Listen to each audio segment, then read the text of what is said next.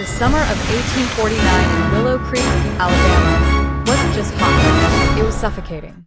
Locals called it the devil's breath, a heat so thick it clung to your skin and shimmered above the dirt roads like restless spirits. Crops withered. Tempers flared. And yet, life in the small town continued, though uneasily, as if everyone sensed something unnatural was lurking just beneath the surface.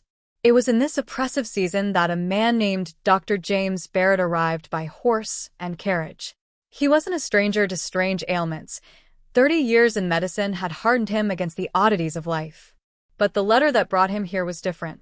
Written by an old colleague, its urgency was palpable, the ink smudged from trembling hands. "I have encountered something beyond comprehension. Come quickly." What could drive a rational physician to such desperation?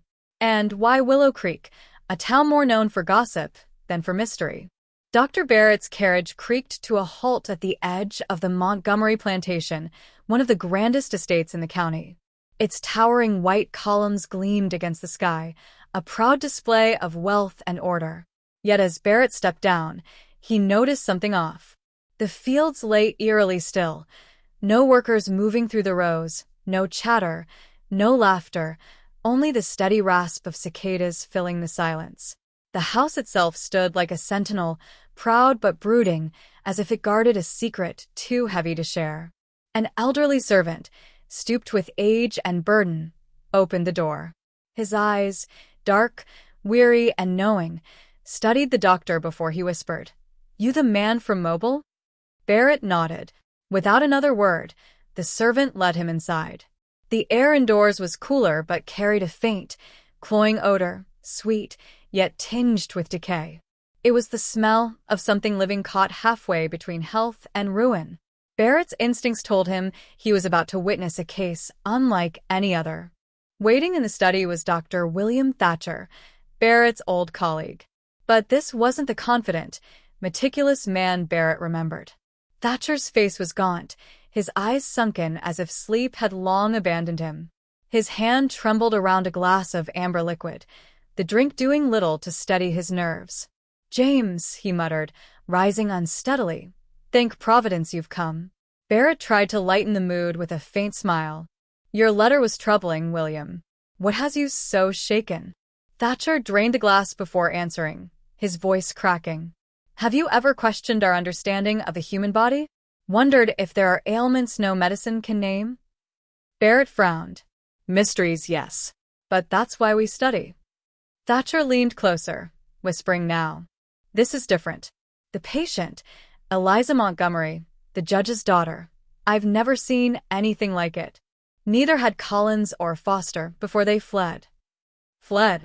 Barrett's blood ran cold. Doctors do not flee patients, unless what they'd seen terrified them. Barrett stared at Thatcher, unsure if he'd heard correctly. "Fled? You mean they abandoned the case?" Thatcher nodded, his hand trembling so violently that fresh liquor spilled across the desk. "Collins left town entirely. Foster refuses to speak of it. He's taken to drink, his practice all but ruined. They weren't just confounded, James, they were afraid." Barrett leaned in, his curiosity and dread intertwining. "Afraid of what? Tell me about the patient."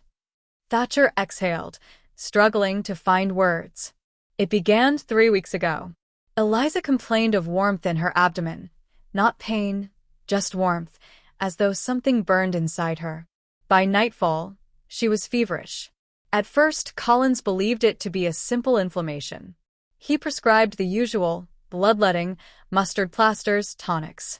But by morning, his voice faltered. Her sheets were soaked through.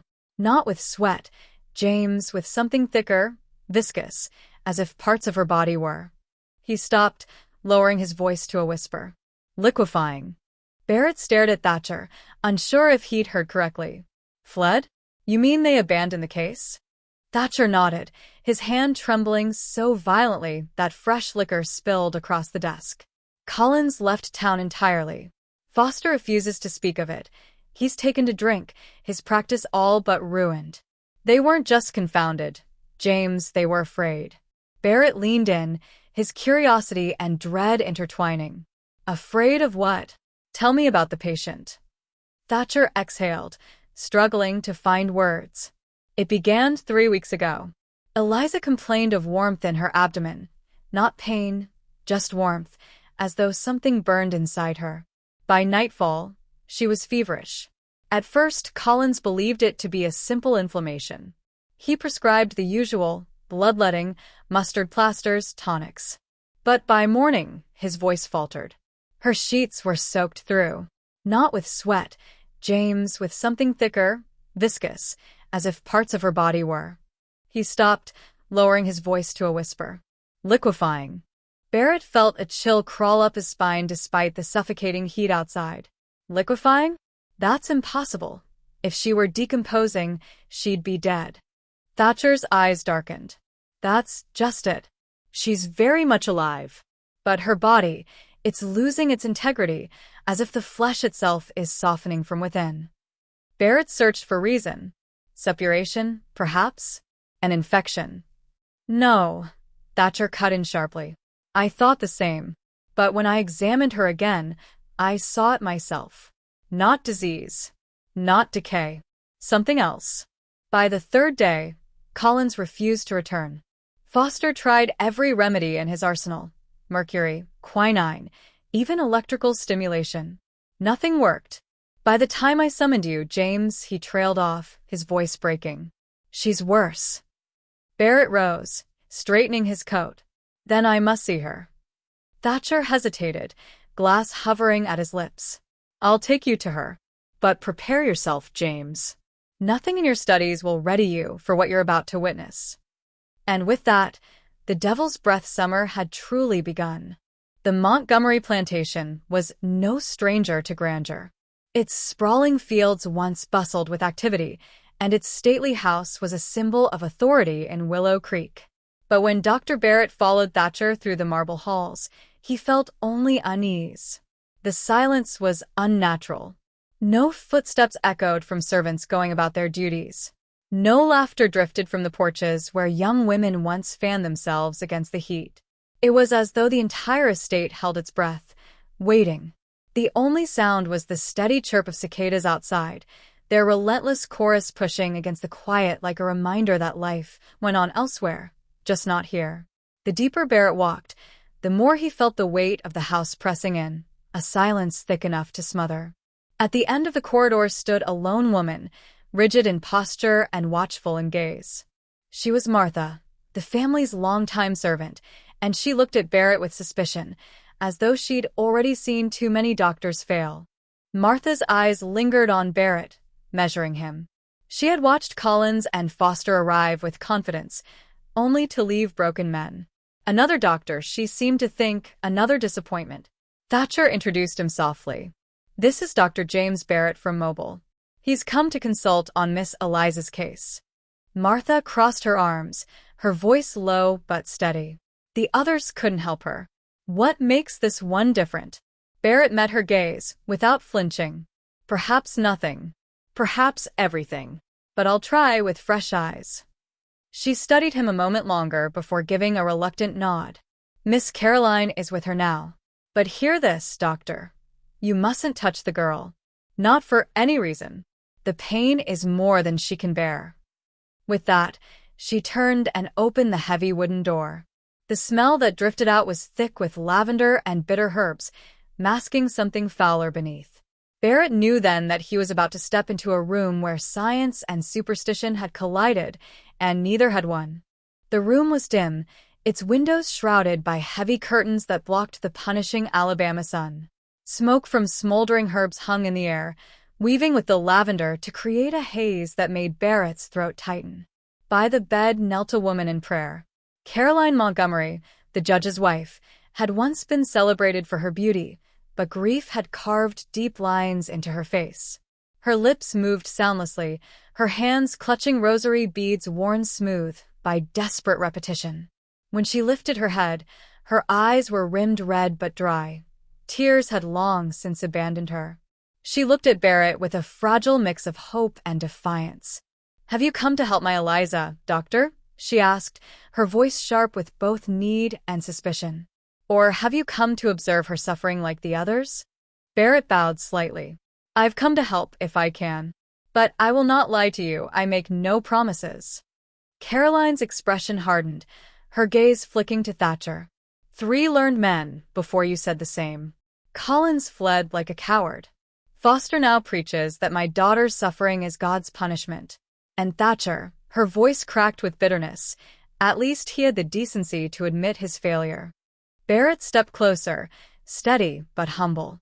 Barrett forced himself to remain calm, though every instinct screamed that what he saw should not be possible. The thin shift clung to Eliza's form, sinking into depressions where solid flesh should have been. In some places, her skin had grown translucent, faintly revealing the shadowy outlines of organs that seemed to blur and dissolve within her. He drew a slow breath. May I approach? Caroline nodded, but her whisper was urgent. Do not touch her, doctor. The pain when she is touched, it is unbearable. I cannot hear her screams again.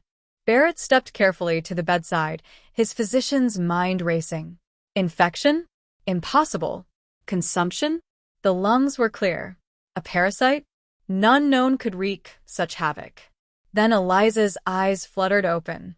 They were startlingly blue, lucid, and filled with something that struck Barrett deeper than any medical puzzle: awareness. Her lips parted, her voice soft but steady. Another doctor, have you come to save me, sir, or to study me? The Montgomery family was one of the most powerful in the county, their influence stretching from the courthouse to the cotton fields.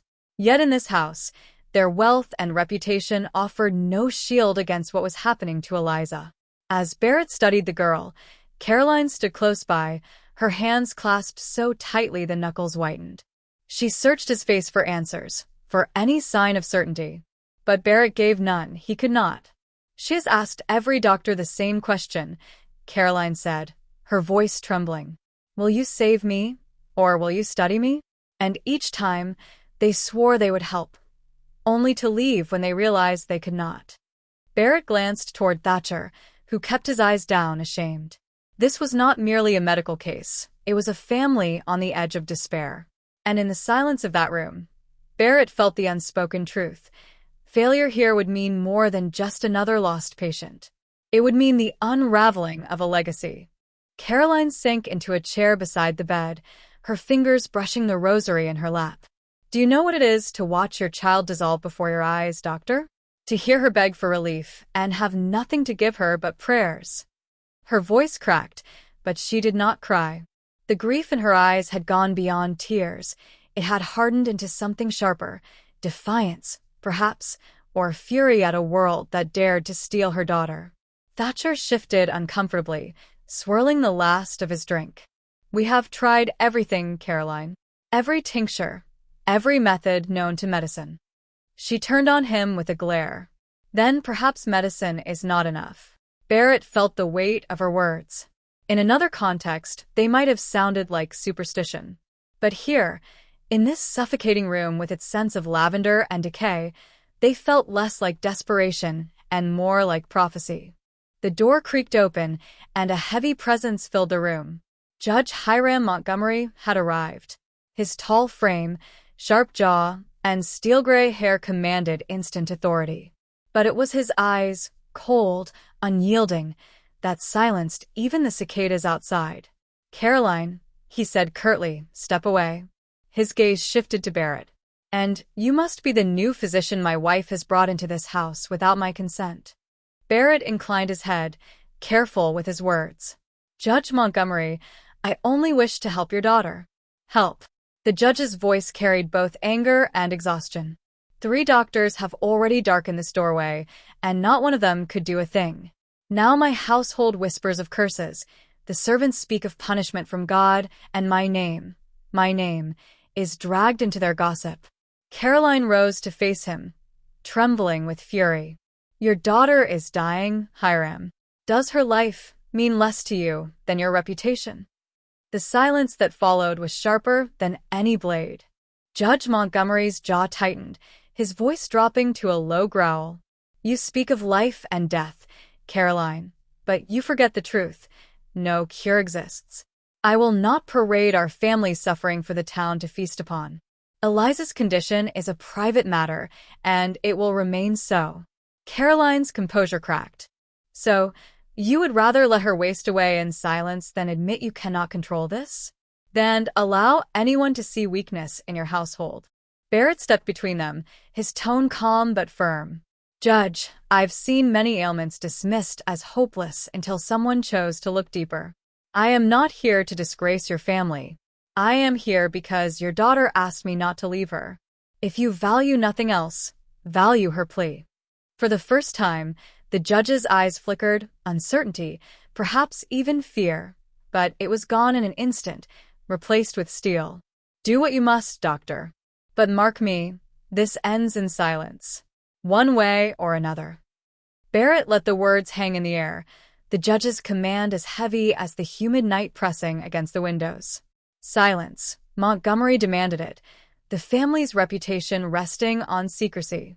Yet silence was also what suffocated this house, what allowed fear to grow unchecked in its dark corners. Eliza stirred faintly on the bed, her fragile voice drifting into the tension. Please don't fight. Both parents rose. For a brief moment, the severity of their quarrel crumbled in the face of their daughter's suffering. Caroline rushed to her side, clasping her hand but careful not to cause pain. The judge remained where he stood, his fists clenched, but even he could not mask the anguish carved into his features. Barrett watched quietly. He saw a mother consumed by desperation, a father shackled by pride, and between them, a girl unraveling before their eyes. This was no longer just a medical case. It was a family on the verge of collapse. The next morning, Barrett sat alone in the Montgomery study, the word echoing in his thoughts. The creek. He'd passed streams on his way into Willow Creek, quiet bends of water glinting in the summer sun. But the way Eliza had spoken it, weak, fearful, almost reverent, suggested this was no ordinary waterway. Thatcher entered quietly, carrying the familiar scent of whiskey with him. He noticed Barrett's troubled expression and lowered himself into the chair opposite. She mentioned it, didn't she? Barrett's brow furrowed. The creek. What is it? Thatcher exhaled heavily, running a hand over his weary face. Weeping Creek, the locals call it. Half the county avoids the place. They say the water runs clear as glass, but if you stare too long, it seems to shimmer, as though something beneath is waiting to rise. Barrett gave a skeptical glance. Superstition. Perhaps, Thatcher replied. But Eliza was there the day she fell ill. And in Willow Creek, superstition has a way of becoming truth. Barrett leaned forward, his voice edged with urgency. Tell me everything you know. Spare nothing. Thatcher rubbed his temples, reluctant. It began long before our time. The Creek people who lived here before the settlers, they spoke of that water as cursed. They claimed it was a place where the veil between the living and the dead was thin. Warriors would not cross it, mothers forbade their children from playing near it. Some said the water could heal. Others whispered it could consume. Barrett raised an eyebrow. And the Montgomerys ignored these warnings? Thatcher gave a humorless chuckle. Judge Montgomery doesn't heed the fears of old legends. He organized a family picnic there just over 3 weeks ago. Caroline objected, but he dismissed her concerns. Eliza waited in the shallows that day. Hours later, the fever began. The words sank like stones in Barrett's chest. This was no coincidence. Whatever afflicted Eliza had its roots in that forbidden stream. Barrett rose from his chair, pacing the study. So the illness began after contact with the water. Did anyone else fall sick that day? Thatcher shook his head. No one. Not Caroline, not the judge, not the servants who carried the baskets. Only Eliza. That's what makes it so confounding. If it were poison in the water, wouldn't they all be afflicted? Barrett's mind raced through possibilities, parasites, toxins, unseen contaminants. Yet none explained the softening flesh, the translucence of her skin, the uncanny waves of burning heat. Thatcher leaned closer, lowering his voice. There are stories of those who touched that creek. A soldier during the War of 12. A hunter, years later. Each returned home fevered, speaking of fire in their veins. And each, he hesitated. Each wasted away before anyone could save them. Barrett froze mid-step. And still the judge took his daughter there? Thatcher's expression hardened. The judge doesn't believe in curses. But curses, it seems, believe in him. Barrett stopped pacing, his voice sharp. Then why has this not been spoken of? Why isn't the town in uproar if the creek is so dangerous? Thatcher gave a bitter laugh. Because fear breeds silence. The judge ensures no whisper travels beyond these walls. And those who live near the creek, they've learned not to speak of it. Too many strange things have happened there. Disappearances. Livestock found dead on the banks. Lights seen dancing on the water at night. Folks say the creek remembers what was done to the people who first lived here, and it doesn't forgive. Barrett frowned. You mean the creek people? The land was theirs before Montgomery claimed it. Thatcher nodded grimly. Some say the water is their vengeance. Others say it's older than any tribe, that the earth itself keeps secrets we were never meant to touch. The room fell silent, heavy with the weight of old stories that suddenly felt far too real. Barrett lowered himself back into the chair, the fire in his rational mind warring with the unease growing in his gut. Legends, he muttered, almost to himself. They're meant to explain what science cannot. Yet even as he said it, the word creek echoed in his ears, tangled with Eliza's fragile whisper. He had seen illnesses defy explanation before, but this seemed tethered to something deeper than the body. Something that clung to place and memory. Thatcher poured another drink with unsteady hands. I warned you, James. When the locals call it Weeping Creek, they don't mean the sound of the water. They mean the souls tied to it. Barrett said nothing, but in that moment he knew. If he wanted to save Eliza, he would have to face the creek himself. And whatever waited in those waters might not welcome him back. The following day, Barrett immersed himself in study. He spread his notes across the desk in the Montgomery library, cross-referencing medical texts, journals, and old case records he had carried with him. He searched for anything that could mirror Eliza's condition. Softening of the tissues, he murmured to himself, translucence of the skin, waves of burning fever. He flipped through pages on tropical parasites, rare blood disorders, even the effects of poisons. None matched. Caroline entered quietly, setting a tray of tea beside him. Her face was pale, but her eyes burned with determination. You'll find nothing in those books, Doctor. Eliza's suffering is not written in your science. Barrett straightened, exhaustion tightening his voice. Madam, I cannot accept that. Every illness has a cause. If we can find it, we can fight it. I refuse to believe otherwise. Yet deep inside, even as he spoke with conviction, a shadow of doubt stirred. Caroline's gaze lingered on him, sharp and unyielding. Then tell me, Doctor, what is happening to her? Name it. Barrett opened his mouth, then closed it. His silence was answer enough. Caroline turned away, her voice brittle. 3 men of medicine before you stood in that same spot, armed with books and theories. They left with nothing but fear. You think yourself different? Perhaps. But even you cannot bind the unexplainable in ink and reason. Barrett pushed the books aside, frustration clawing at him. If I abandon reason, madam, then I abandon Eliza. Shall I leave her fate to ghosts and curses? Caroline turned back to him, her rosary beads slipping between her fingers. Perhaps curses are all that remain. Her words unsettled him more than he let show. For the first time in his career, Barrett felt the ground shifting beneath his certainty. Science had always been his anchor, yet here in Willow Creek, that anchor was slipping. Later that evening, Barrett returned to Eliza's room with a new resolve. He carried no books, no tools, only his eyes and his mind. Thatcher lingered at the door, too shaken to enter, while Caroline sat faithfully at her daughter's side. Eliza stirred when Barrett approached, her gaze glassy yet aware. Still here, she whispered, as though surprised he had not joined the others in fleeing. I told you I would not leave, Barrett replied softly. But I need you to help me, Eliza. Describe what you feel. Every detail, no matter how strange. She closed her eyes, struggling to find words. It feels as though something inside me is loosening, like wax near a flame, softening, shifting. Sometimes I feel as though parts of me aren't even mine anymore. Barrett swallowed hard. This was no metaphor. She spoke with the raw clarity of someone living through the impossible. And for the first time, Barrett wondered if perhaps she was right. Barrett sat in silence for a moment, his mind turning over every possibility. Could it be chemical poisoning from the creek's waters? Some unknown mineral or fungal bloom? He pressed gently, his voice calm. Eliza, when you were at the creek, did you drink from it? Swallow any of the water? Her lips parted, and she shook her head faintly. No. I only touched it. The water was cool, almost soothing.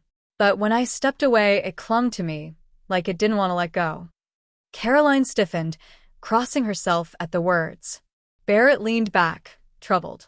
In science, water carried things, bacteria, parasites, toxins, but never intent.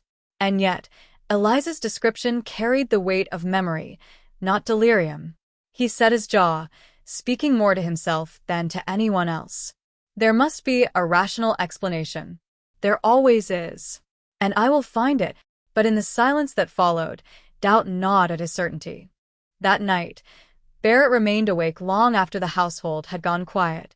He sat by the window of his guest chamber, staring out into the humid darkness. The cicadas screamed their endless chorus, but beneath it he thought he heard something else, a faint trickle, like water moving over stone. Weeping Creek. The name itself seemed to whisper through the night air, taunting him. He reached for his journal, filling pages with sketches of Eliza's condition, theories, questions. But each line ended the same: no precedent, no explanation, no cure. Finally, he closed the book with a heavy sigh. Science had carried him through wars, epidemics, and plagues. Yet here, in Willow Creek, he faced something that refused to be bound by reason. Still, Barrett swore silently to himself. He would not yield to fear, nor to superstition. If there was an answer, whether in the pages of medicine or in the depths of that cursed creek, he would uncover it.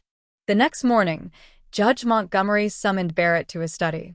The heavy oak door creaked shut behind them, sealing the two men in a room lined with leather-bound law books and portraits of stern ancestors staring down from the walls. The judge wasted no time. "Doctor," he said, voice like gravel, "I've tolerated your presence out of respect for my wife's desperation. But I'll not allow rumor or hysteria to poison this house. Do you understand me?" Barrett met his gaze steadily. "I came here to treat your daughter, not to gossip." The judge leaned forward, his eyes narrowing. "Then you'll do so discreetly. The town must hear nothing of Eliza's condition. No tales of curses. No talk of devils or haunted creeks. My name will not be dragged through the mud of superstition." Barrett hesitated, then spoke firmly. "With respect, sir, your daughter's life outweighs your reputation." The judge's jaw tightened. "Careful, doctor. You tread on dangerous." The next morning, Judge Montgomery summoned Barrett to his study. The heavy oak door creaked shut behind them, sealing the two men in a room lined with leather-bound law books and portraits of stern ancestors staring down from the walls. The judge wasted no time. "Doctor," he said, voice like gravel, "I've tolerated your presence out of respect for my wife's desperation. But I'll not allow rumor or hysteria to poison this house. Do you understand me?" Barrett met his gaze steadily. "I came here to treat your daughter, not to gossip." The judge leaned forward, his eyes narrowing. "Then you'll do so discreetly. The town must hear nothing of Eliza's condition. No tales of curses. No talk of devils or haunted creeks. My name will not be dragged through the mud of superstition." Barrett hesitated, then spoke firmly. "With respect, sir, your daughter's life outweighs your reputation." The judge's jaw tightened. "Careful, doctor. You tread on dangerous ground." The judge rose from behind his desk, pacing with the impatience of a man used to control. "Do you know what my name means in this county, doctor? For decades I've built this house, this land, this family standing. I've commanded juries, silenced rivals, bent the law itself when needed. And now I'm to watch it all crumble because of whispers about a sick girl? Barrett's voice sharpened. That sick girl is your daughter. She is not a stain on your name, Judge. She is flesh and blood, and she is suffering. Montgomery's face darkened, the vein at his temple pulsing. Do not lecture me about suffering. I've buried men, fought wars, seen blood spilled on courthouse steps. This is different. This is shame. And shame spreads faster than any disease. Barrett stood tall, refusing to yield. Then let me end it before it spreads. But I cannot do that if you bind me in silence. The judge stopped pacing, turning sharply to face him. His eyes were hard, but beneath the steel there was something else. Fear, raw and unspoken. You think I don't want her well? You think I haven't prayed, bargained, begged the Lord himself? But I know when a battle is lost, Doctor. And this one, he shook his head, voice breaking for the first time. This one was decided the moment she stepped into that damned creek. Barrett's tone softened, though he held firm. If you've already decided she is lost, then why summon me at all? Montgomery's jaw tightened. He poured himself a drink, downed it in a single swallow, then muttered, "Because my wife refuses to accept it. And because if there is even the faintest chance of sparing Eliza, I would see it tried. But mark me, Doctor, if your work brings disgrace upon this house, I'll see you gone before the sun sets." Barrett held the judge's gaze, unflinching. "I am not your enemy, sir. I came because your daughter asked me not to abandon her. If that means risking your displeasure, so be it. But I will not walk away." For a long moment, silence stretched between them, thick as the summer air. Then the judge laughed, low and bitter. "You speak boldly, Doctor. Boldness has buried better men than you." He moved to the window, staring out at the sweltering fields beyond. "Do you know what it means to carry a name like mine? To have every eye upon you, every whisper in town weighing against your reputation? One scandal can undo decades of power. And if word spreads that my daughter is melting away in her bed..." His voice dropped, harsh and cold. "It will not just be her death they write about, it will be mine." Barrett felt the man's desperation as keenly as his anger. Pride and fear had become shackles, binding him as tightly as they bound Eliza. The judge turned from the window, his shadow cutting across the study floor. "You will treat her, Doctor. You will search your books, your instruments, your science, but you will do it quietly. If anyone asks, Eliza is resting. Nothing more. Should I hear otherwise, he let the sentence hang, unfinished but heavy with threat." Barrett straightened, his voice calm but unwavering. "I'll keep her dignity, Judge. But I will not lie about what I see. Truth has a way of surfacing, just like water." Montgomery's eyes narrowed, a storm brewing behind them. For a moment Barrett thought the man might strike him. Instead, the judge slammed his glass down on the desk, shattering it into shards. "Then pray your truth finds a cure before my patience runs dry." Barrett left the study, with the judge's fury ringing in his ears. And yet beneath the anger, he had glimpsed something else, an unspoken terror that the judge dared not name. That night, Barrett could not sleep. Eliza's whisper haunted him, the creek. He felt as though every unanswered question, every fragment of mystery, pointed back to that place. At last, long before dawn, he saddled a horse and set out alone, the humid air thick with the scent of pine and wet earth. The road narrowed into a path, winding through dense woods that seemed to swallow sound. Even the cicadas, so relentless near the plantation, fell strangely silent as he drew closer. And then he heard it, the soft trickle of water, weaving through the trees. He followed the sound until the woods parted, revealing a narrow stream glinting under the pale light of the moon. Weeping Creek. The water was so clear it seemed unreal, every pebble visible beneath its surface. Yet it shimmered unnaturally, as though some unseen current pulsed below. Barrett dismounted, his chest tightening. This was no ordinary creek. It breathed with secrets. Word of Eliza's condition had begun to seep beyond the Montgomery household, no matter how tightly the judge tried to contain it. Servants whispered in the kitchen, and whispers traveled fast in Willow Creek. By Sunday, the church pews buzzed with speculation. Some parishioners leaned toward faith, declaring Eliza's illness a punishment from God. Others whispered of witchcraft, curses, or spirits of the Creek people returning to claim vengeance. Few dared speak openly, but fear hung over the congregation like smoke. Reverend Pike delivered a sermon more fiery than usual, his words aimed as much at the Montgomerys as at the heavens. "There are forces that test our faith," he thundered. "When we stray, when pride blinds us, the Lord may strike down the innocent to humble the mighty. Beware the temptations of superstition, for the devil preys on doubt." Barrett sat at the back, listening in silence, the Reverend's words gnawing at him. Science had failed to give answers, but faith, it seemed, offered only judgment. Barrett crouched at the water's edge, his reflection wavering on the surface. For a moment it looked unfamiliar, his features stretched and blurred as though the creek refused to mirror him truthfully. He reached for a branch, dipping it into the current. When he lifted it out, droplets clung stubbornly to the wood, thicker than water should be, glistening like oil in the moonlight. A faint sound rippled through the air, soft, almost human. At first Barrett thought it was the wind. Then he realized it was weeping. Faint, drawn-out sobs seemed to rise from the creek itself, echoing through the trees. His breath quickened, but he forced himself to stay. He dipped the branch again, then held it close to his face. The droplets smelled faintly metallic, like iron. Blood? Or something older. He backed away, heart pounding. Science demanded samples, evidence. But every instinct screamed that no vial or instrument could safely hold what flowed through this water. After the service, townsfolk gathered in hushed clusters outside the church, their voices carrying just enough for Barrett to catch fragments. "They say the girl burns with fever one moment and freezes the next. Like the devil himself is inside her. It's the creek. Always has been." Barrett tightened his grip on his hat, unwilling to engage.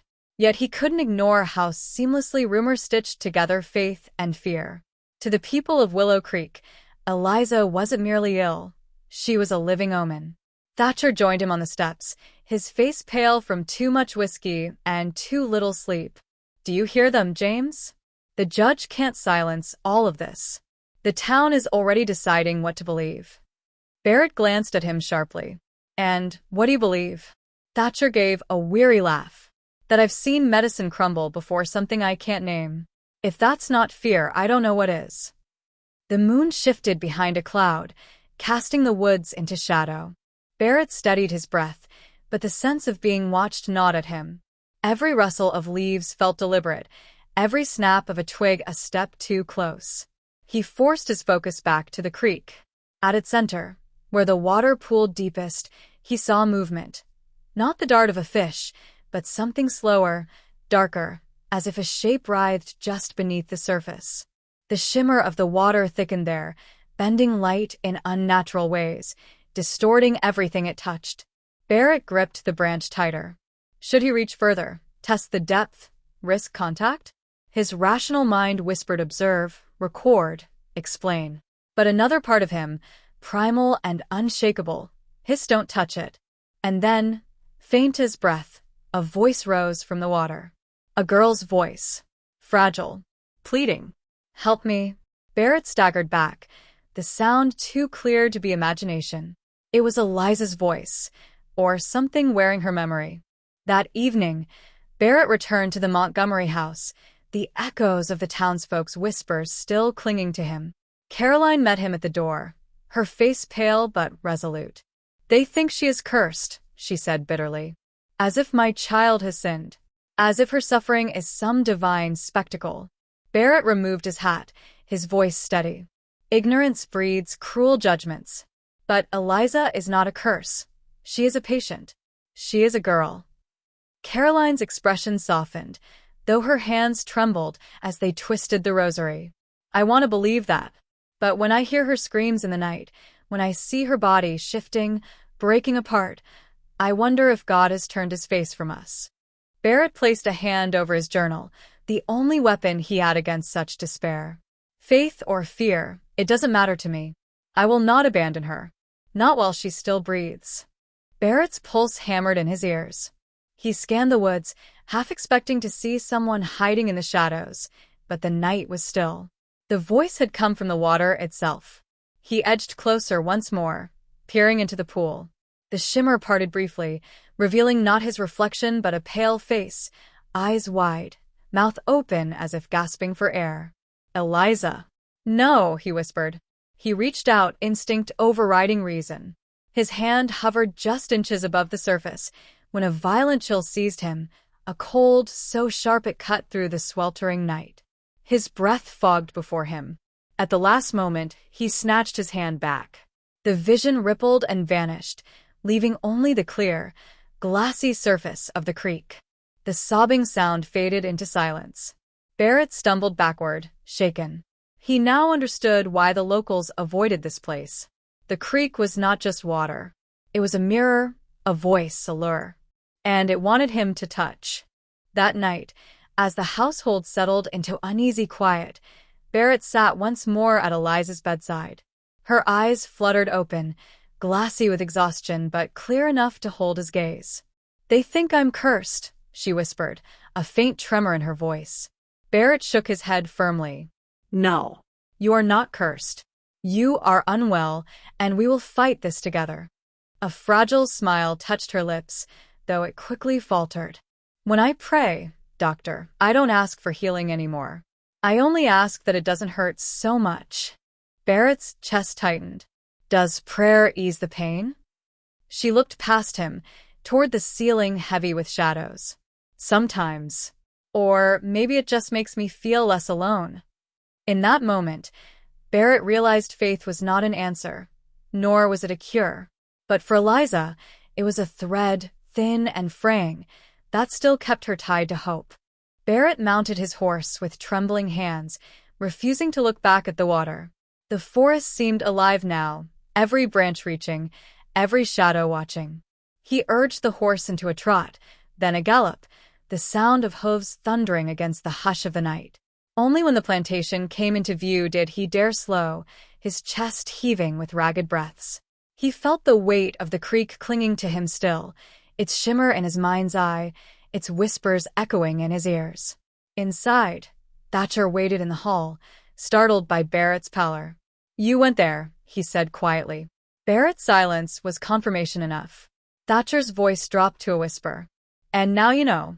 Whatever that place is, it's not of this world. Pray you haven't carried it back with you." Barrett said nothing, but deep down, he already feared Thatcher's warning had come too late. The following morning, Judge Montgomery stormed into the parlor where Barrett and Thatcher sat. His face was tight with fury. "The church whispers, the town gossips, and now my daughter's name is on every tongue in Willow Creek. This ends now." Barrett rose calmly. "You cannot silence fear with threats, Judge. It will only grow louder." The judge's eyes flashed. "Then what do you suggest? That I parade her through the streets? That I let them brand her cursed?" Thatcher spoke softly, for once, without his flask in hand. "Maybe the only way to quiet them is to face the truth, whatever it is."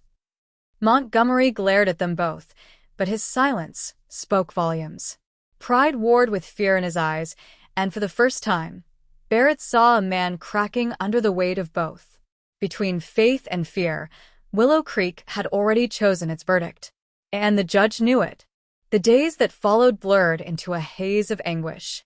Barrett documented every change in Eliza's condition, the softening of her limbs, the strange translucence of her skin, the fever that came and went like a cruel tide. Each note felt like a futile attempt to cage the unexplainable in ink. Caroline never left her daughter's side. She prayed, sang hymns in a trembling voice, and begged Barrett to continue his work. Thatcher drifted through the halls like a ghost, his hands shaking, his faith in medicine broken. And the judge, he grew quieter. His rage no longer thundered but simmered, a man watching the foundations of his world crumble, powerless to stop it. One evening, Eliza opened her eyes and whispered, "Doctor, promise me something." Barrett leaned close. Anything. Her voice trembled, but her gaze was steady. Promise you'll remember me, not just what happened to me. Barrett felt the weight of her request settle over him. She was not asking for cure, nor for deliverance. Only remembrance. The plea of someone who already knew her time was short. I promise, he said softly, his voice steady though his chest ached. Eliza closed her eyes, a faint smile flickering across her lips. Then, I'm not afraid. Caroline broke into quiet sobs, pressing her face into her daughter's hand. Barrett stepped back, giving mother and child the moment. For all his years of practice, he had never felt so helpless. He could mend bones, stitch wounds, ease fevers. But this slow unraveling of flesh and spirit was beyond his reach. That night, the house held its breath. Even the cicadas outside seemed to fall silent, as though the very earth knew a threshold was near. And within the walls of the Montgomery estate, love and despair braided together in the stillness, waiting for the inevitable. Eliza's decline quickened in the days that followed. The waves of burning and freezing struck with merciless rhythm, each leaving her weaker than before. Her body, once fragile but whole, seemed to collapse inward, as if some unseen force was slowly claiming her. Judge Montgomery rarely entered her chamber now. When he did, he stood stiff and silent at the doorway, unable or unwilling to face the sight of his daughter fading. His pride, once an unbreakable shield, now looked like a mask cracked beyond repair. Caroline never left the bedside, whispering prayers through cracked lips. At times, she begged God for mercy. At others, she simply begged Eliza not to leave her. Barrett sat through it all, keeping vigil, his notes untouched. For what use were words now? No medical explanation could mend what was happening before his eyes. There was only presence, only witness, only the unbearable truth that love could not keep the body from surrendering to the shadows. On the final night, the air inside the Montgomery home felt unnaturally still, as though the world itself was pausing to listen. Eliza stirred, her breath shallow, her eyes half open but lucid. She searched the room until they found Barrett. "Doctor," she whispered, "the creek, it's calling me." Barrett leaned closer, his throat tight. "No, Eliza. "Stay with us." But she shook her head faintly, her lips curving into a fragile smile. "It's not frightening anymore. It's quiet there, peaceful." Caroline clutched her daughter's hand, sobbing openly now. "Please, my love, don't leave me." Eliza turned her gaze back to Barrett. "Remember me as you promised." And then, with a final exhale that was more sigh than struggle, her body slackened. The stillness that followed was absolute. The girl who had defied medicine, who had carried whispers of something beyond this world, was gone. The Montgomery house was never the same after Eliza's passing. Caroline moved through its halls like a shadow, her prayers silenced into grief. Thatcher left Willow Creek entirely, unable to face the failure that haunted him. And Judge Montgomery, once the fiercest voice in the county, grew quiet, a man hollowed out by loss and pride undone. Barrett departed soon after, his journal heavy with notes that could never be published. No medical society would accept them, and no explanation could frame what he had witnessed. Yet he carried the memory of Eliza Montgomery always, her final words etched deeper than any diagnosis. "Remember me." Years later, the story of the girl by the creek lingered in whispers. Some spoke of curses, others of unholy waters, others still of a sickness beyond the reach of science. But in Willow Creek, the legend endured, a reminder that not all mysteries yield to reason, and some shadows refuse to fade.